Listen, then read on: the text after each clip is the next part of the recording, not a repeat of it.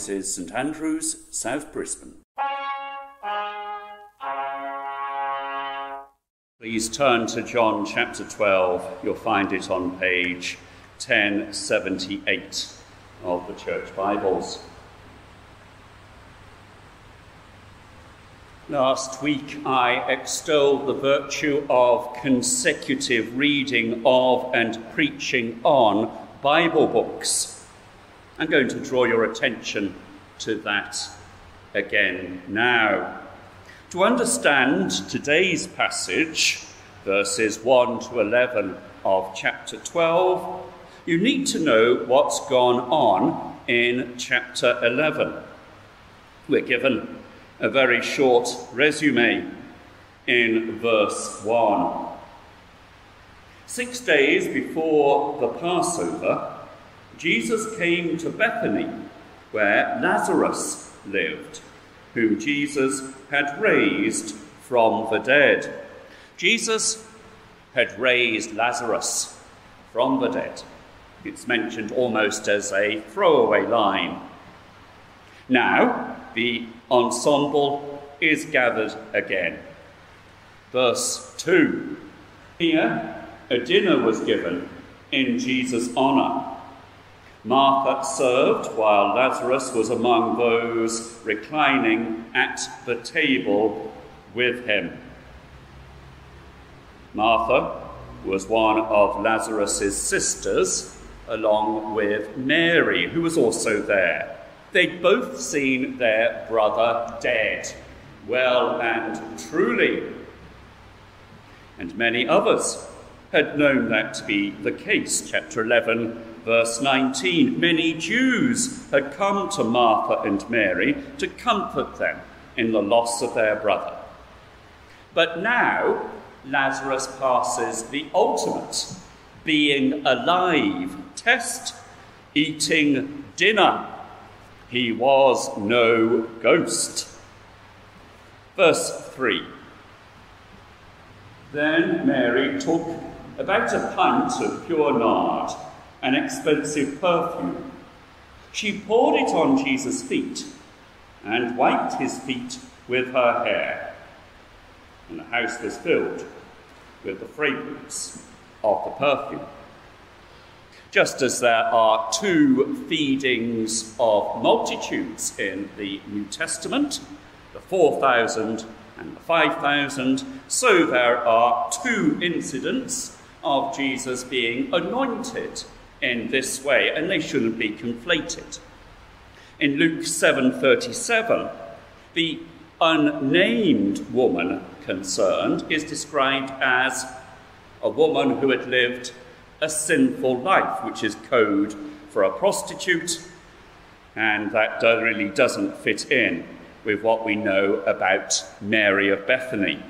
In other words, they were two different people entirely. Why did Mary do what she did? It was an act of gratitude. She wanted to say thank you in a way that matched what had occurred. Her brother, Lazarus, had been dead, and now he's reclining at table with her. And that was all down to Jesus. The extravagance and extraordinariness of her action matched how she felt. But there's another dimension, and it's indicated by what Jesus says in verse 7. It was intended that she should save this perfume for the day of my burial. It was the custom to anoint corpses for burial. This was what the women had intended to do for Jesus on the third day after his burial. Mary Magdalene, Mary the mother of James, and Salome bought spices so that they might go to anoint Jesus' body. Mark 16:1. Mary of Bethany had some of this type of perfume, a pint of pure nard. Why did she have it? It was expensive, so presumably it had been bought with a purpose in mind. My conjecture, and you can tell me afterwards if you think I'm being fanciful, is that she had it to anoint Lazarus's corpse, and she hadn't needed to do so because he was no longer dead. Back in chapter 11, Caiaphas, the high priest, had said, "It is better for you that one man die for the people than that the whole nation perish." This had been, unwittingly, prophetic. Jesus had gone on to die a sacrificial death for the people in order that the new nation of Israel, those who believed in him, might have eternal life. Mary, in using the perfume intended for her dead brother, also prefigures Jesus' death when she anoints him. Lazarus had died and now is alive. Jesus would die and rise again. Verses 4 and 5. But one of his disciples, Judas Iscariot, who was later to betray him, objected. "Why wasn't this perfume sold and the money given to the poor?" This may seem reasonable enough. I remember the question being asked when £6.5 million was required to restore the spire of Salisbury Cathedral in the 1980s. What about the poor? The BBC interviewer asked. The answer is, it needn't be an either-or equation. Money can be found for both. The decision was that Salisbury Cathedral was worth saving. I think it would have been an indictment on our age if something we'd been bequeathed from the 14th century had been allowed to fall down. Lazarus had meant so much to Mary that she was willing to ensure that he was properly buried. I'm sure that you can relate to that if you've ever been responsible for organising a funeral. After Lazarus had been restored to her, Mary was willing to spend an equivalent amount honouring the one who'd brought that about, Jesus. When Lazarus had been dead, many Jews had come to Martha and Mary to comfort them in the loss of their brother. Now he's alive, we have a similar occurrence. Verse 9. Meanwhile, a large crowd of Jews found out that Jesus was there and came, not only because of him, but also to see Lazarus, whom he had raised from the dead. The Sanhedrin, the Jewish leaders, hadn't been happy about how things had turned out back in chapter 11. If we let him, Jesus, go on like this, everyone will believe in him. Chapter 11, verse 48. And they're still not happy. Verses 10 and 11 of our passage. So, the chief priests made plans to kill Lazarus as well. For on account of him, many of the Jews were going over to Jesus and believing in him. Chief priests come across as desperate and bloodthirsty. They're not disputing the evidence of what Jesus has done. They just want to bury it. Literally, they made plans to kill Lazarus. Lazarus was an embarrassment to them. He was living walking evidence of Jesus' kingship. Many had known that he was dead. Now many were seeing that he was alive again. 3 reactions to Jesus: that of Mary, Judas, and the chief priests. I remain astonished at people's lack of inquisitiveness about Christianity. These are people who will put much effort into other areas of life, in particular trying to prolong it in terms of health and well-being. But what about what happens next in terms of eternal life?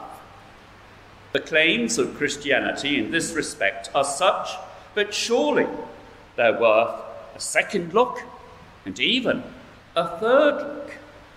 Yet people won't even give them a passing glance. I'll be interested to see how many takers we get for our RI lessons at Brisbane State High School on the 20th and 27th of March. The invitation has gone out to students and parents. Perhaps this should be a topic for prayer. I believe that the evidence for Christianity is such, but it points to Jesus being who he said he is. God come among us to save us. And the road to eternal life is through belief in him. Yet, many have an attitude that I see as not that different from that of the chief priests. They're not interested in the evidence for Jesus, or they are predisposed to dismiss it. Judas presents a variance on this. A moral response with a veneer of respectability, but a response that is ultimately vacuous and two-faced.